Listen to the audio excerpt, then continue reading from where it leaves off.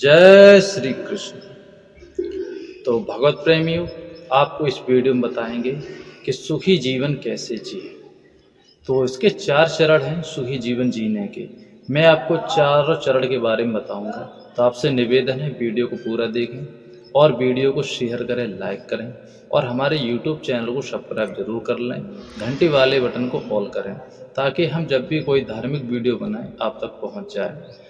तो भगवत प्रेमियों, पहला चरण ये है कि सुखी जीवन जीने का। प्रथम चरण सुनो, ध्यान से सुनना, मैं आपको बताता हूँ कि आपके पास जो कुछ है उसी में शांत रहें। यानी कि आपके पास अगर 1 रुपया है तो आप 1 रुपये में गुजारा करें। आपके पास या 2 रोटी हैं तो आप 2 रोटी में ही गुजारा करें। आपके पास टूटा सा फूटा सा मकान है, झोपड़ी है, तो आप उसी में गुजारा करें, महल की ना सोचें। क्योंकि ये मन है ना, अगर मन शांत है तो आपको प्रथम सुख प्राप्त होगा।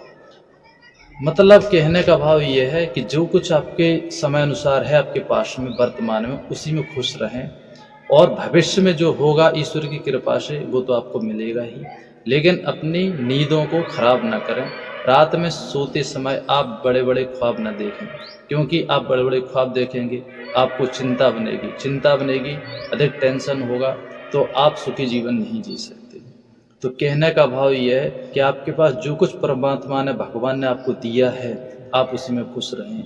यदि आपके माता पिता गरीब हैं और आपको ज़्यादा पढ़ा लिखा नहीं सकते, आपको ज़्यादा आपकी डिमांड है उनको पूरा नहीं कर सकते, तो अपने माँ बाप की मजबूरी को समझें, उनका सहयोग दें, अपनी डिमांडों को जीरो करें और अपने माँ बाप के साथ में प्रेम पूर्वक जीवन जिएं और अपना जो बेटे का फर्ज है उसको निभाएं, या बेटी हैं तो अपना बेटी का फर्ज निभाएं। तो पहला सुख ये है, मतलब जीवन का। और दूसरा जो चरण है मैं आपको बताता हूँ, सुनो, कि आप जो कुछ खाना खाते पीते हैं ना, शुद्ध खाएं। अशुद्ध खाना अगर आप खाते हैं, जो कुछ भी मांस मदिरा शराब सेवन जो कुछ करते हैं आप, ठीक है, तो उसको त्याग दें। उसको त्यागने के बाद आप सात्विक भोजन करें। जब आप सात्विक भोजन करेंगे तो आपकी बुद्धि सात्विक होगी और आपको आनंद होगा, आपको खुशी महसूस होगी। देखना, आप जो खुशी कहते हैं ना, ये पैसे से खुशी है, मैंने ये काम कर लिया, इससे नहीं, ये एक माया की खुशी है, ये ज़्यादा दिन तक ठहरती नहीं है।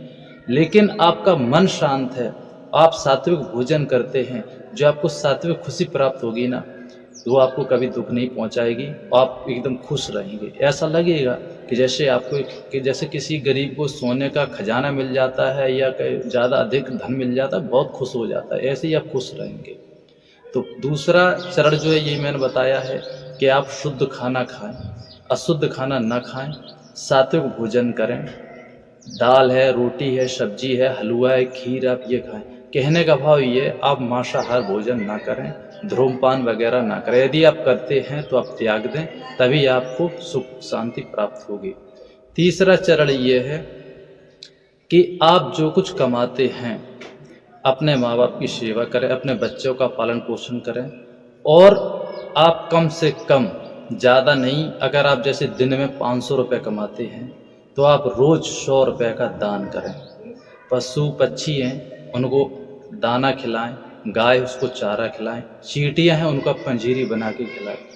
कहने का भाव कि आप दान जरूर करें। ज़्यादा नहीं कर सकते तो आप 100 रुपये का दान रोज करें, ठीक है। तीसरा चरण। अब चौथा चरण मैं आपको बताता हूँ, ये ध्यान से सुनिए। चौथा चरण ये है कि अपने माँ बाप की सेवा, अगर आपके गुरु हैं तो गुरु की सेवा और भगवान की भक्ति। भगवान की भक्ति के बगैर आपको सुख प्राप्त नहीं हो सकता।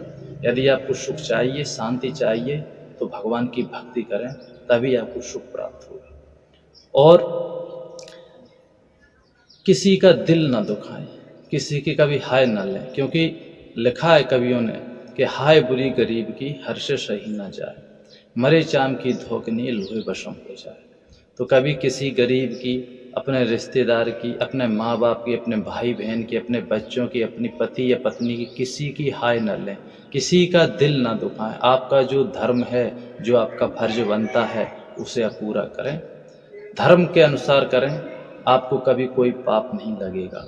और निष्काम भाव से कर्म करें। अगर आप किसी को दान देते हैं तो उसमें बदले की इच्छा न रखें। करें मैं ये दान इसलिए दे रहा हूँ मेरा ये कार्य सफल हो जाए, नहीं। निष्काम भाव से आप दान करें तो वो आपका कर्म नहीं बनेगा और वो आप निष्काम रहेंगे। ऐसे ही आप निष्काम कर्म करें तो आपका कभी कर्म नहीं बनेगा और आपको कोई सज़ा नहीं मिलेगी। क्योंकि कर्म करोगे तो लिखा है कि मनुष्य 2 प्रकार से कर्म करता है। कर्म करता है या तो पुण्य बनेगा या पाप बनेगा, या लेकिन अगर आप निष्काम भाव से कर्म करते हैं तो आपका ना वो पुण्य बनेगा ना पाप बनेगा, यानी कि लेना देना समाप्त। ये था चौथा चरण जो मैंने बताया। अगर वीडियो अच्छा लगा हो तो लाइक करना, शेयर करना। जय श्री कृष्ण।